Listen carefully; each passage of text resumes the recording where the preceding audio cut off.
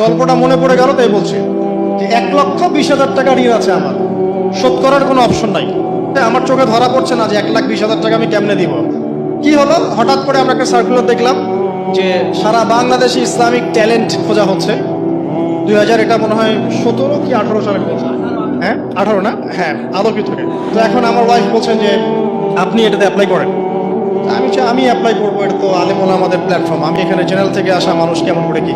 তো সে বলছেন আপনি পারবেন ইনশাল্লাহ, আপনি পড়াশোনা করেন ইনশাল্লাহ পারবেন। তো আমি দেখছি আগে প্রাইস কি আছে, কষ্ট তো করবো, আগে দেখি পুরস্কারটা কি।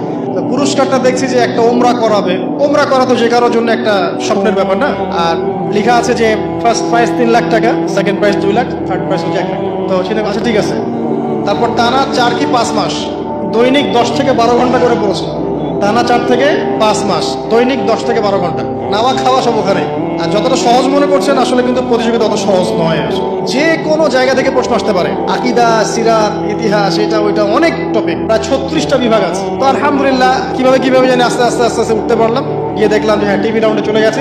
আমি তেমন কিছুই করি নাই, আমি শুধু পরিশ্রম করেছি, আল্লাহর কাছে বেশি থেকে বেশি দোয়া করেছি যে আল্লাহ আমার ঋণ আছে, ঋণ শোধ করতে হবে একটা।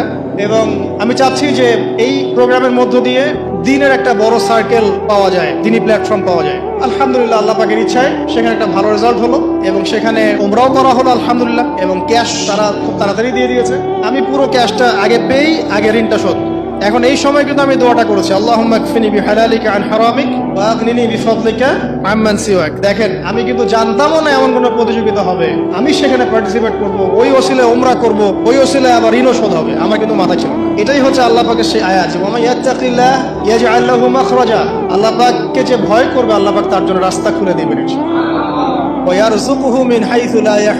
এবং এমন উৎস থেকে আল্লাহ রিজিক দিবেন যেটা সে কল্পনাও করতে পারে না। এটা আল্লাহ তাওয়াক্কুল রাখেন। জাস্ট ওই ইসমাইল আলাইহিস সালামের মায়ের মতো হাজরা আলাইহিস সালাম ইব্রাহিম আলাইহিস সালামকে বলছেন আপনি আমাকে এখানে ছেড়ে যাচ্ছেন কি জন্য? ইব্রাহিম বলছেন আল্লাহর আদেশে। তখন তিনি বলছেন তাহলে আল্লাহ আমাকে ফেলে দিবেন ইনশাআল্লাহ। সেই মায়ের গর্ভ থেকে ইসমাইলের মতো সন্তানের জন্ম হলো, যেই সন্তানকে বাবা বলছে যে আমি তোমাকে জবাই করছি, স্বপ্নে দেখেছি, ফানজুর মাযা তারা, তোমার রায় কি? সে বলছে ইয়া আবাতি ফাআল মা তু'মার, আপনাকে যে আদেশ করা হয়েছে আপনি সেটাই করেন। সাতাজিদুনি ইনশাআল্লাহু মিনাস সাবিরিন, ইনশাআল্লাহ আপনি আমাকে ধৈর্যশীল পাবেন। দেখেন কোন মায়ের গর্ভ থেকে কোন সন্তান। তাকে কি বাবা মানুষ করেছিলেন?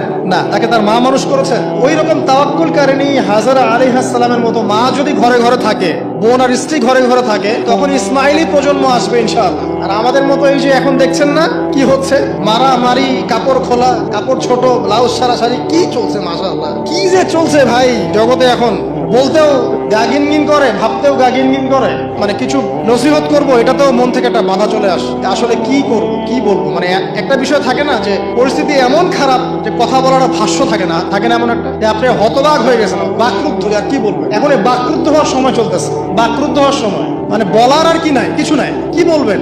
আস্তে আস্তে কাপড় খুলতে এখন বিকিনি পরে ঘুরতে চায়। বলে যে কয়দিন পর বিকিনি পরেই ঘুরবে। দেখেন ওরা চায় যে পশ্চিমারা যেমনে চলে অমনেই চলুক সবাই।